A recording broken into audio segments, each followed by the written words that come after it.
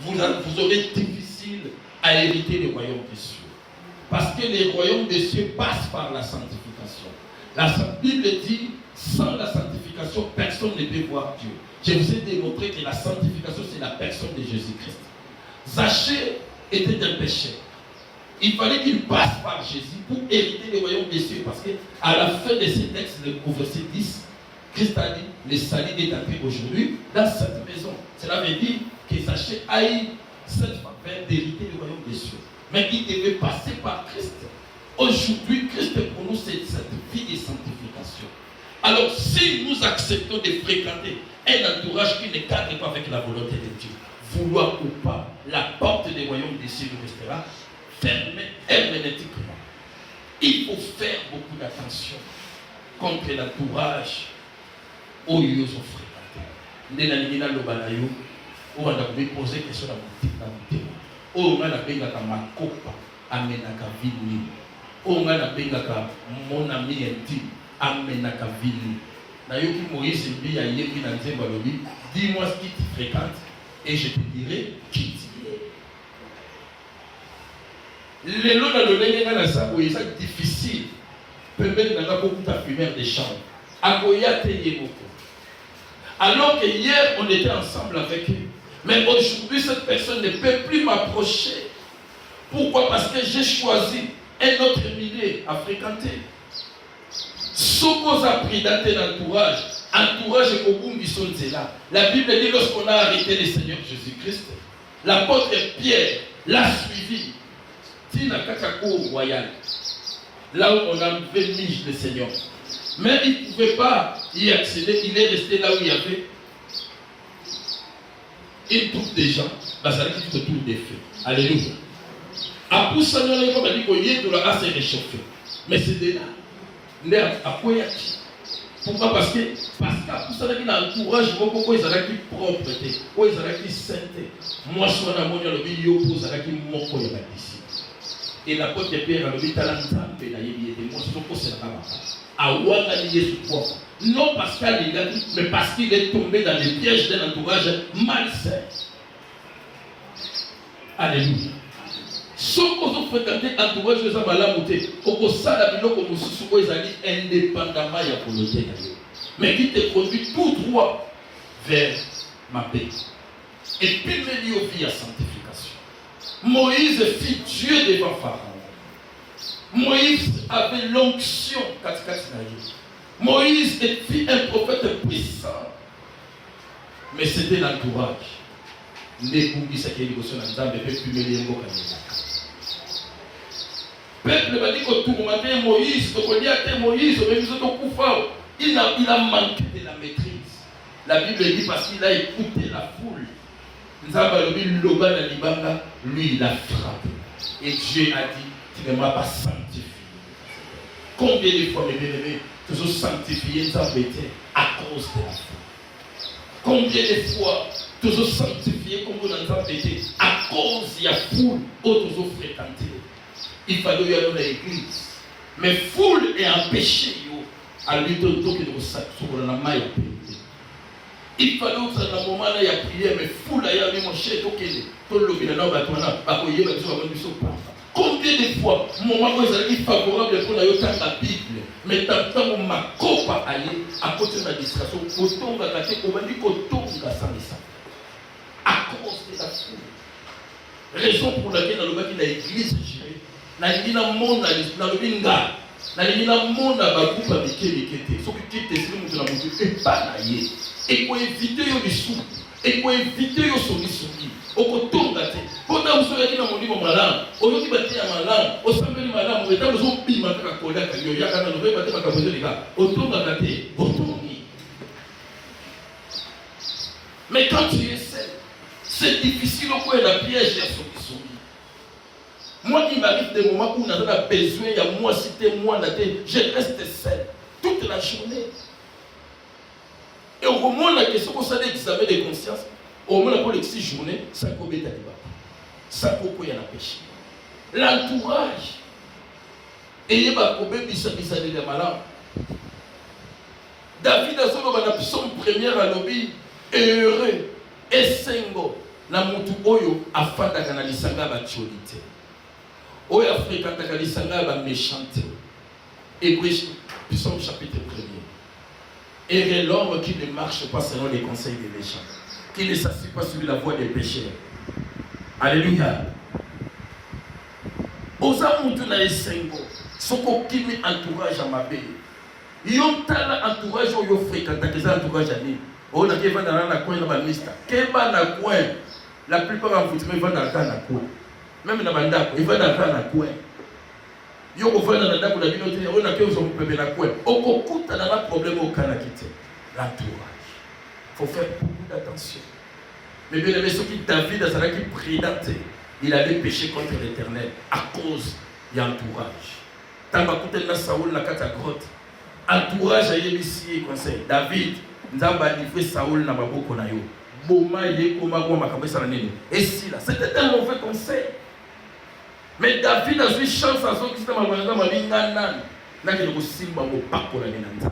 Beli ke yo toka pasteur na yo indépendamment volonté na. Otonga ngati. Molinga te botonga nga pourquoi parce que to beba na kala ale et le ko linga kala otongi na nga indépendamment volonté na. Alléluia. Kosumu kate parce que moninga mususu asumuki. Le salut est individuel, ma soeur, mon frère. Kolanda kabila na landati. O le quoi yeba to kende te kabila okena na société. Ah. Yo ko ta lifelo parce que moninga liya ko ta lifelo. Quel ban entourage. Entourage ko pekisa biso to parvenir ne sika otengi to koma. Et qu'on peut s'habiller sur le côté au continent l'écolo. Et qu'on peut s'habiller sur le simba au tout ça n'a pas pour ça. Apôtre Paul a dit, ne vous y trompez pas. Les mauvaises compagnies corrompent les bonnes mœurs. Revenez à vous-même. Mutuna mutomi zongi sakati katina ye. Mitala yomoko. Mukolo toko kende tala kabali go baké avant biso. Na certain bakota des personnes. Mutu na mutu akenda na tour na ye. Ata balingala kana mwasi lokolo na ba kufa. Mais mukola kufi mwasi obi kende malade. Tito kende. Le salut est individuel. Jugement dans bako juger yo moko na muninga te. Mukolo muninga ko pambwa meza mukolo yo ko pambwa mate. Lolenge ya ko pambwa mela za lolenge yo ko pambwa mate. Kolinga kate. Makambunyo sosala ka ona zala ye ona mema ye mingi bakaba mibali kuna makon on bakaba ba accompagner mingi babebisa ba vie pour ba linga ba mema ba okota ndako nganga parce que okenda kotika moninga o makambo petezo ye na yo moite atuka fona kile tika yo kaka ngala ki kotika na sele lo kote mais bien aimé na ye mutaki kotalisa na yo mutaki kotika bino nyoso ala kile à cause ya entourage. Oh, si on a dit que tu as dit que tu message, à un moment où on a dit que tu as pourquoi tu ne vas pas conseiller l'entourage? L'entourage. Jésus est Seigneur. Nous devons faire beaucoup d'attention à l'entourage. Zachée, ça a dit la pose ça pour te donner Jésus. Zachée, aussi, il a dit à hériter des royaumes des cieux. Mais la Bible dit il ne pouvait y parvenir à cause de la foule, à cause de l'entourage. Entourage, aux gens aussi pour comprendre que ça va être tika. Attends, il y a monté les sacs. Attends, il y a monté ça là quand ça a piment. Nana dit Moïse lui na ligake parce que c'était un garçon qui prêche très bien. Maman comme si pour le bapon a établi. Mais moi j'écoute son message. Alors bien ça na Babylone comme si soko le bana mutu. Oh banda komba boya komba vantarté. Et à vantarté. Na comprendre que niveau on a comme pour comprendre makambo. Et là même niveau de l'antenne bino bosai. Alors il faut que ça marque na marque na bino. Et ça le lendoté. Il y a des moments où il faut aller de quoi ils sont pour rejoindre des gars dans niveau là ça. Yo tika ko moinga na kitarase. Et ça te na ndenga mabete. Tout ça la ka ndenga na bonjour deni moto amana ke boulot. Imaginez-vous mon comment ça la rate. Yo ça. Avec le lex matin. Ba dit ça sont comme papa. Ba bien papa. Il faut être prudent dans la vie. Ça c'est un conseil gratuit que je vous donne. Que tu sois femme ou homme, il faut faire beaucoup d'attention à l'entourage. Il faut bien choisir son entourage. Dans le but que tout ça dans la ligne, Na lobby te que tout fanda ici ba bazate. Mais yeba milier le kofanda koko ya piège ya Pierre te. Yeba ba tuni le kotambola na koko ya piège ya Moïse te. Moïse nzaba le baïté que non foule te sali non. Nzaba le baïté te nzaba le baïté au sanctifier la terre. Et tous ceux qui sanctifier Nzambe à cause de l'entourage de tout fréquenté. Ils ont béni sa biso, ils ont capable biso n'entend, ils ont bimé la biso au continent Nicolo. Mais bien aimé, tout ça la keba, tout ça la keba. Le premier obstacle, c'est l'entourage. Entourage, ils ont même ma biso, la katina mabé. Entourage, ils ont même ma biso, la katina libunga. Entourage, ils ont même sa biso, tout le monde a le beau qu'on entend, mais tout le monde entend. Oyaka dans l'église. Mais pourquoi si tu as raison de ça? Parce que quand tu as la danse, il y a un peu de temps, il pasteur est escroc, mais zibi. Alors, il y a un peu de succès dans l'offrande. Il y a des sangs d'église qui ont été dans succès dans l'offrande. Même dans le pays, quand tu as ma casse dans le tinsa. On a la commande nationale qui n'a eu qu'à mater à la bendane. Ah, on se croit qu'à Kawan. Nous devons grandir, tout éviter. Conseil, c'est ça conseil à la nous sommes copier parce que vous non. Il faut avoir l'esprit de discernement. Faut-il qu'un Zamba conduire à diriger. Et vous allez voir combien la bénédiction vous allez partager. Souci dans les amis, dans l'autorité des royaumes des cieux. Comme a été les soucis des partis, des achats. Mais la Bible dit qu'il ne pouvait pas y arriver. Pourquoi? À cause de la foi. Na boyi muninga apelisa yo mona nkendo na nzambe. Na boyi muninga kangelo porta lipamboli. Peut-être nzamba lo baki lo lipamboli no eza a. Okopamba na nzela ministère par les soins du ministère ya prophète Rosta. Mais le la côte sur ba dija ju aliyo bien non moi ite na benda. Le boko nyo so ke lo kozwe simba. Parce que Dieu a destiné chacun. Mais si ka lipamboli na eza. Ola na raconter la parole. Alléluia. Deuxième élément, la Bible dit, il ne pouvait y parvenir premièrement à cause de la foule. Deuxième élément, parce qu'il était des petits têtes. Vous poussez, puisque vous êtes au colaté, la colonne à âge, mais la taille n'a colaté comme un colo, les gens qui ont le droit de dire, les ma colo. Vous avez été pendant combien d'années, combien de jours, vous bêtez pour la classe. Mais vous avez là, vous avez la classe, dans la taxi, papa n'a pas même une voiture qui est tentée pour m'amener. Mais pas dans mes colonnes, ils ont la chance. Attends, on va être pour nous, on va pour la carte, on va y aller. Ça va jouer. Milaï, on va dire la vie pour pas s'en poser. Alléluia. On y a là pour la sourire. C'est très important. Mais bien aimé, la Bible dit qu'il était de petite taille. Lorsqu'on connaît une petite taille, on a difficile. Il y a beaucoup d'anana Yesu. Parce que la taille, alléluia. La taille, ngane na sabo affaire qui a été. On va y être combien d'inga. Akina mataka, là na mataka. Ngane na sabo ite na telemia affaire qui a telemia. Soka matia, comme nous l'avons. Mais ngana sali. Soka mati awa aleki ngai. Si comme ayele ni na osala poto ko gagner la taille, il faut na kende pa ya Didier avant asalanga soulier moko ya tano tala moulay. Comme ça, pour gagner la taille.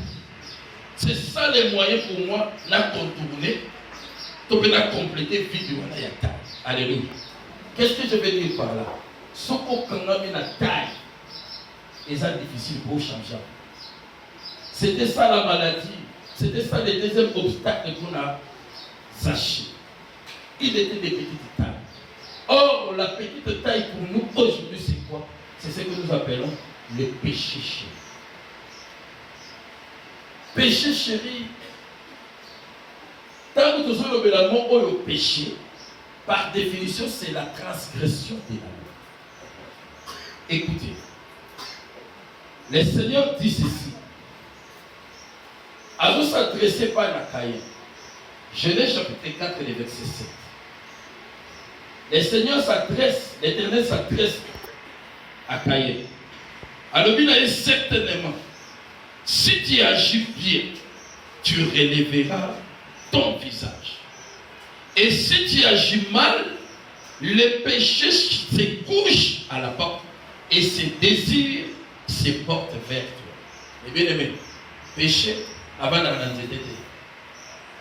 Les soumou et nous carrément bénété et nous carrément boité. Oh les soumou côté na nyama. Nyama moko ta soumou na éviter pour na nyama té. Maintenant na yoka té bible comme na ko nyama na soumou ka non.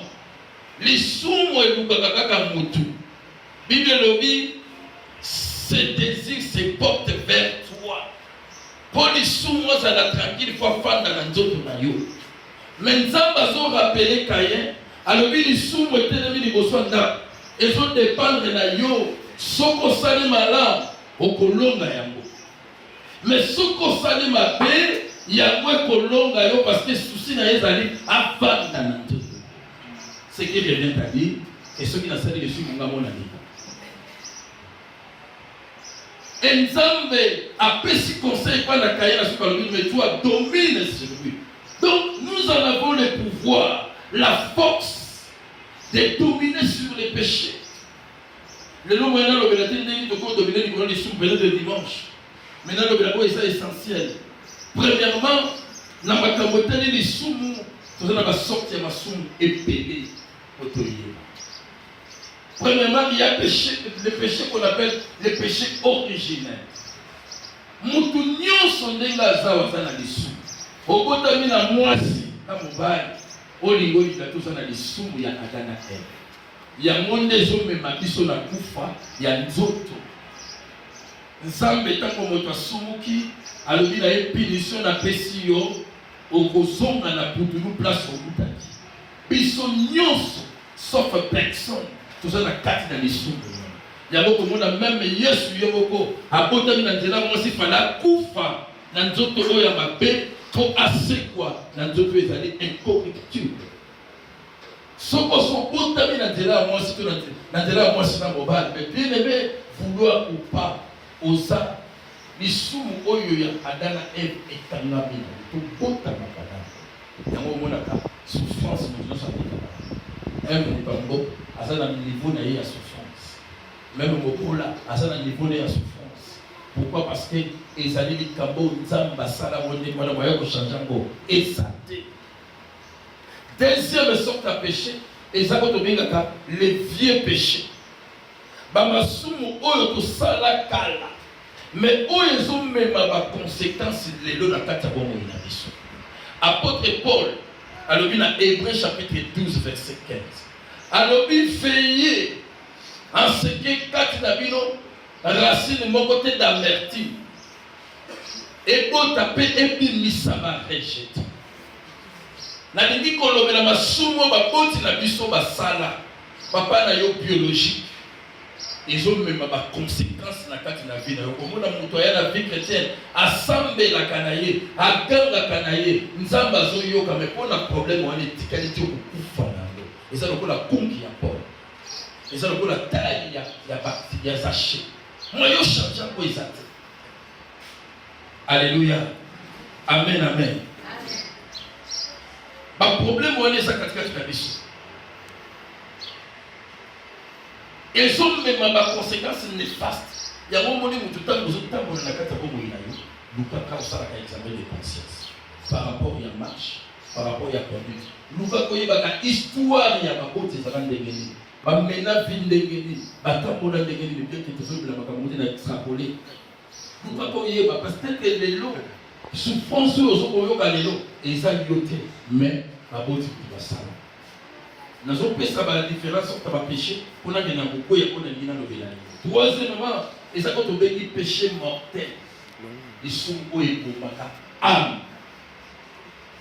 Parce que ça n'a pas souvent été la cagale dans les autres, il va y avoir. Mais ça tue l'âme de la personne.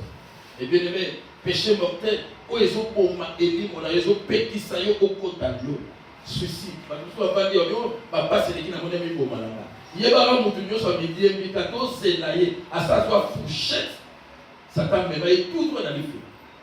Quand une personne prend la décision de se suicider, automatiquement c'est l'enfer qui t'attend. On a dit, papa, c'est moqué. Si tu as tout fait, ah, nous allons y aller. Paix nous a envoyé à Coco la Bible. On va payer ça au paix malobé. Non, tant que tu fais qu'on a l'ongle. Yo li nomi boma. Alors c'est la fête qui t'attend. Ton âme mourra. Ton âme périra. Alléluia. Les blasphèmes. Les deux communs. Le langage beaucoup courant. Même là-bas dans l'ensemble. On s'appelle dans le monde des autres décevoir. Camarade Nayo. Camarade Nayo. On le ton Seigneur. Mais bien avec ton Seigneur. On va dire son décevoir. Donc, on a une catégorie. On a une nature. Il y a un décevoir. On dit combien de fois le bas. Mais c'est un blasphème. Et qu'on met ma âme na yo et ça n'a péri. Oh, Dieu ne déçoit personne. Il est souverain. Asala kalikamo ya sepeli. Asala. Et Asala kamo konekana. On a dit ça la souveraineté na yo. Il a besoin des conseils des personnes. Yonan. On a courage à vous faire la mbanga pour le bâtiment. On décevoir. Ce que vous avez fait là. Ce que vous avez fait comme parole et puis ça quand vous avez fait là. Et c'est ce qu'on là. Alléluia. Alléluia. Mais bien aimé. Et ça va pécher pour que ça passe. Les gens passent à la télévision, à la radio, appellent par internet pour que ça va fausse prophétie. Mais vous êtes courageux. Vous êtes courageux. Au moins, il y a une prophétie. Avant de naïf. Mais vous avez la conscience que les âmes étaient moutarobées. Mais c'est un blasphème. Ton âme périra. Moi, je suis toujours à l'aise. Tant que prophétie limite là. Je suis très à l'aise. D'ailleurs, les Angambo, au Kamatamuto, au Pesenzondo, Penzondo, pour ça. Et puis la Pombo, Canabiso Pombo, suivi et ça. Et puis, nous allons dire, nous allons dire, condiment. Bon, là, ils sont au Pesenzondo, Navani Nazosela. Pourquoi Banzondo, comment on peut ça, Banzondo, mon gars, Simanda, on a ma fête à l'Isama, avion, vous n'êtes pas la Bible. Aïe, vous comprenez, avion, mon ennemi. Ça va fantir. Et puis, nous avons le courage pour le combo et ensemble, alors que Dieu n'a pas dit. Bah, fantir, dans quelle église, on a un pasteur, on a un prophète. Alors, bête, même nous avons pour la minute. Pour que ça va fantir. On a l'église dans le monde. Dans laquelle l'église va me connaître, l'église va attends ton dos mauvais dimanche. Au prophète, le prophète Moussou, ah ça, ce n'est pas possible. Et bah toi, n'engue wana bon, le quoi si n'a pas partenaire diable, tu vas te déclarer en feu. Il y a beaucoup de monde en intercession, on a dans le milieu pour tout bah tu vas tomber. Au période où on a une intercession, on a dit à Banzo, donc on va découvrir. Ngamuso na moni dia que nous allons dire kaïna bidia que soit kaïna kata motumba. Ko za ko sakane na bato. Quel est ton dos? Moi na tanga ngo ezate pour bakolo na ngo. On chauffer mité. On dit que la chère. Âme na yo péri. Âme na yo kubumba. Mais bien aimé, faut que ça attention. Na ba péché wana. Tout ça va péché quand on veut péché véniel.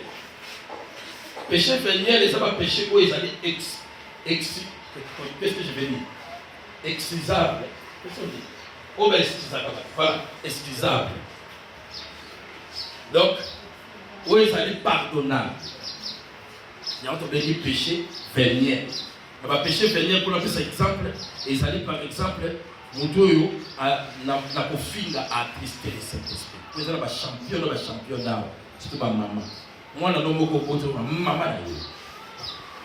Et puis, quand je suis fait maman, je maman. On rappelle que maman, maman, il y a comment ici. Peut-être que si ma maman est là, comment vous allez barater et que finalement, vous allez le alors, le péché, on ça la mais le péché, on va le privé. Parce que quand vous filles là, vous savez que vous avez l'électricité, ce qui est le couture, ce qui est son couture là, le fille qui est dans le monde, vous savez que vous avez privé là. Et dit que nous avons une injure, une insulte. ba péché lokola calomnie.